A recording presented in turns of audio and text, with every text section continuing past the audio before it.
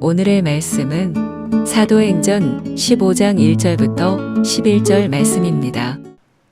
할렐루야. 오늘 하루도 여러분 삶 가운데 하나님의 은혜와 평강이 함께하길 축복합니다. 이들로부터 안디옥에 내려온 어떤 사람들이 이방인들도 할례를 받아야 한다, 그렇게 주장했습니다. 1절, 어떤 사람들이 유대로부터 내려와서 형제들을 가르치되 너희가 모세 법대로 할례를 받지 않으면 능히 구원을 받지 못하리라 하니, 이방인들도 구원을 받으려면 할례 율법을 지켜야, 유대인처럼 그렇게 되어야 구원받는다는 것이죠. 그러나 바울과 바나바는 이방인들이 예수님을 믿고 고백하기만 하면 성령을 받는 것을 목격했기 때문에 이 주장을 인정할 수 없었습니다. 이 문제로 바울과 바나바와 또 유대로부터 내려온 사람들 사이에 큰 다툼과 변론이 일어나게 됩니다. 2절, 바울과 바나바와 그들 사이에 적지 아니한 다툼과 변론이 일어난지라 형제들이 이 문제에 대하여 바울과 바나바와 및 그 중에 몇 사람을 예루살렘에 있는 사도와 장로들에게 보내기로 작정하니라. 이 큰 다툼과 변론으로 인해 안디옥 교회는 예루살렘에 있는 사도들에게 이 문제를 가지고 가서 결론을 내리자고 결의합니다. 그래서 바나바와 바울을 그리고 그 중에 몇 사람을 예루살렘 교회에 보내죠. 3절, 그들이 교회 전송을 받고 베니게와 사마리아로 다니며 이방인들이 주께 돌아온 일을 말하여 형제들을 다 크게 기쁘게 하더라. 지금 바울과 바나바는 논쟁에 휘말려 예루살렘으로 가고 있던 중이었습니다. 그런데 여기에 보면 그 와중에서도 이들은 작은 도시들을 들러서 이방인들이 주님 앞에 돌아온 일들, 예수를 믿고 구원받은 놀라운 일들을 간증했습니다. 여기에서 율법 안에 있는 사람과 예수 안에 있는 사람의 차이를 보게 됩니다. 율법에 붙잡혀서 할례를 받아야 한다고 주장하는 유대인들과 예수의 복음을 가슴에 품고 복음을 전하는 바울과 바나바가 어떻게 다른가를 볼 수 있죠. 이 둘의 차이는 굉장히 큽니다. 보십시오. 바나바와 바울 가슴 속에는 예수님으로 가득 차 있습니다. 그래서 그들은 예루살렘으로 올라가면서도 계속 전도하고 간증했습니다. 누구를 만나든지 어디로 가든지 예수님 이야기를 하고 있었다는 것입니다. 그야말로 이들은 예수님에게 사로잡힌 사람들이었습니다. 드디어 바울과 바나바가 예루살렘 교회에 도착했습니다. 4절, 예루살렘에 이르러 교회와 사도와 장로들에게 영접을 받고 하나님이 자기들과 함께 계셔 행하신 모든 일을 말하며, 그들에게 하나님께서 자기들과 함께 계셔서 행하신 모든 일, 즉 이방인들도 구원을 받고 성령 받은 일을 말했습니다. 분명 이방인들이 구원을 받았다는 소식은 교회의 기쁨이지 해악이 아니었습니다. 그러나 바리새파 유대인 성도들 중에 어떤 사람들은 이렇게 주장했습니다. 5절, 바리새파 중에 어떤 믿는 사람들이 일어나 말하되 이방인에게 할례를 행하고 모세의 율법을 지키라 명하는 것이 마땅하다 하니라.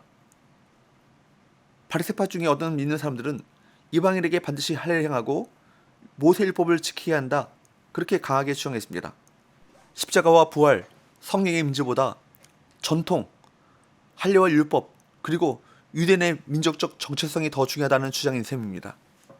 이처럼 영적으로 깨어있지 않으면 무엇이 본질인지를 깨닫지 못하고 외형적이고 부수적인 것, 전통과 관습에 집착하게 되는 것입니다. 그러므로 우리가 늘 마음의 중심을 살피고 말씀을 바르게 깨닫도록 또 순종하도록 해야 할 것입니다. 예루살렘 교회는 유대인들이 중심된 교회입니다. 그렇기 때문에 유대인들의 입장을 더 많이 반영할 가능성이 높아 보입니다. 하지만 베드로가 바나와 바울, 곧 안디옥 교회와 같은 입장임을 밝히고 나섰습니다.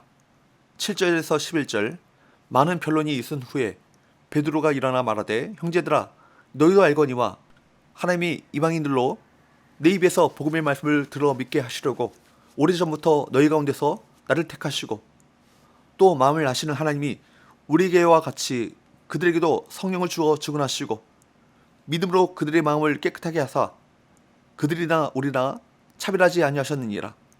그런데 지금 너희가 어찌하여 하나님을 시험하여 우리 조상과 우리도 능히 매지 못하던 멍에를 제자들의 목에 두려 하느냐. 고넬료 사건을 경험했던 베드로는 하나님께서 유대인과 이방인을 차별하지 않는다, 이 사실을 기탄 없이 말합니다. 베드로는 더 나아가 이스라엘이 율법을 제대로 이행하지 못했다는 역사까지 언급했습니다. 믿음의 선조들 역시 할례를 받거나 율법을 잘 지켜서가 아니라 하나님을 전심으로 믿었기 때문에 구원을 받았다는 것입니다. 베드로는 유대인들도 주 예수의 은혜로 구원을 얻는 것이고 이방인들 역시 동일하게 예수의 은혜로 구원을 받는다라고 결론 내리고 있습니다. 11절 그러나 우리는 그들이 우리와 동일하게 주 예수의 은혜로 구원받는 줄로 믿노라 하니라. 할례파들의 주장이 옳다면 예수님은 할례받지 않은 이방인들을 예민하셨어야 하고 할례를 받은 자들에게만 성령이 임했어야 합니다. 하지만 예수님은 할례와 상관없이 은혜와 사랑을 베푸셨고 이방인들에게도 할례받지 않은 이방인들에게도 성령이 임했습니다.